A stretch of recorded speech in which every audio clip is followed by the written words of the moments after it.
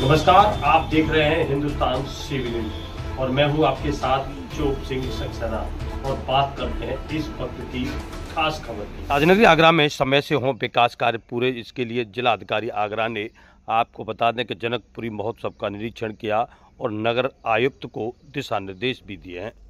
ऐतिहासिक जनकपुरी में होने वाले विकास कार्य 28 सितंबर से पहले पूरे कर लिए जाएंगे। जिला मजिस्ट्रेट अरविंद मलप्पा बंगारी ने नगर आयुक्त अंकित खंडेलवाल को आवश्यक निर्देश दिए हैं। उन्होंने जनक महल के आसपास की व्यवस्थाओं का भी निरीक्षण किया।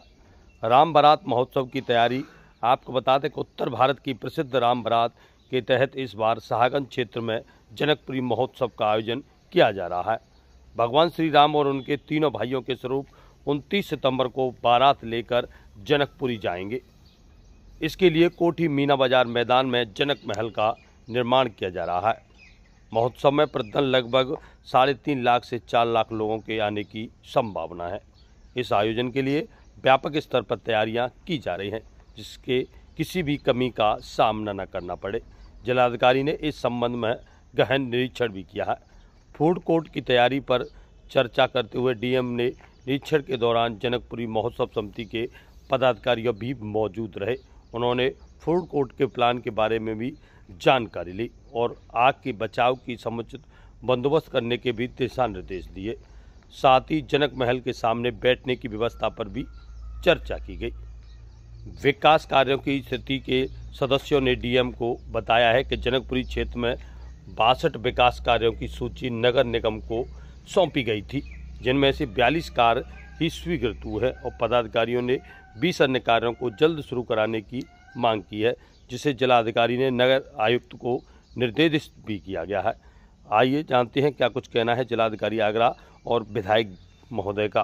देखिए, काम चल रहे हैं, लेकिन आज जिलाधिकारी जी ने मेट्रो वालों को जो निर्देश दिए हैं उससे आशा की किरण जागी है और मुझे विश्वास है जिस प्रकार से जिलाधिकारी जी ने नाराजगी व्यक्त की मेट्रो के प्रति और उनको जो सख्त निर्देश दिए हैं, उससे मुझे लगता है कि मेट्रो 2-3 दिन में अपने काम को पूर्ण कर लेगा।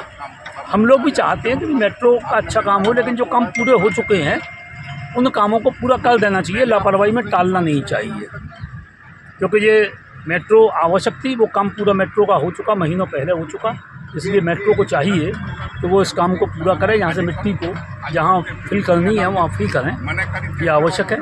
और रामलीला कल से मैदान में प्रारंभ हो चुकी है और धीरे धीरे लोगों की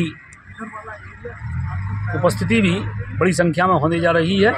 इस बार की रामलीला की सबसे बड़ी जो खूबसूरती होगी वो ये है कि हम रामलीला और राम बारात, खासतौर से राम बारात 28 सितंबर को निकलने वाली है, उसको हम 2 बजे निकालेंगे इस बार। और शहर जो खुला रहेगा, पूरा बाजार, उस समय वो राम बारात प्रारंभ होगी। मेरा आगरा के सभी व्यवसायियों से और सभी नागरिकों से अनुरोध है, जिस प्रकार 25-30 साल पहले बारात निकलती थी, अपनी दुकानों को खुला रखते थे, उसी प्रकार अपने प्रतिष्ठानों पर बैठें और अपने घर परिवार के साथ दिन में निकलेगी। नहीं, दिन में नहीं निकले, आधी रात तक निकलेगी। पहले राम बारात 5 बजे शुरू होती थी और सुबह 6 बजे 7 बजे तक निकलती थी। इस बार उम्मीद ये है कि हम 2 बजे तक निकालेंगे, रात को 1-2 बजे तक समाप्त कर देंगे। 1 बजे तक राम बारात को समाप्त करके फिर जनकपुरी में हम पहुँचेंगे। और इस बार राम बारात में सबसे बड़ी जो बात होगी, राष्ट्रभक्ति से ओत-प्रोत झांकियाँ होंगी, नेत्रदान की झांकियाँ होंगी, ब्लड डोनेशन की झांकियाँ होंगी, पर्यावरण को लेकर भी झांकियाँ होंगी, तो वो इस प्रकार की सारी झांकियाँ होंगी।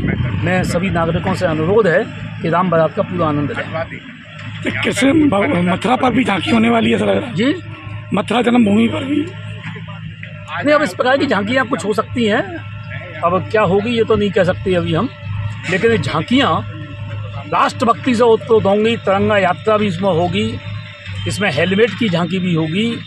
इसमें हम लोगों आह्वान करेंगे कि गणेश जी और देवी जी हम जो पधारते हैं वो प्योर मिट्टी के बनवाएं, ऑर्गेनिक रंगों से बनवाएं, जिससे कि उसके विसर्जन से जो पेरिस प्लास्टर ऑफ पेरिस की झांकियाँ बनती हैं उनसे नहीं, स्वदेशी बिल्कुल अपनी मिट्टी से बनी हुई झांकियाँ हो, खूबसूरती कम हो सकती है लेकिन उसका उपयोग बहुत है। उसको प्रसाद के रूप में अपने तुलसा जी के पौधों में डालें मिट्टी को।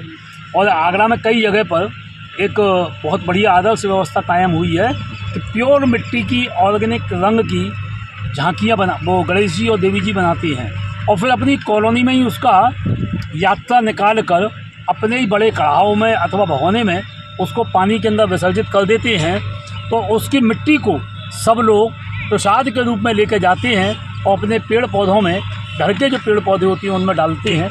इस प्रकार का भी हम प्रदर्शन यहाँ करने जा रहे हैं।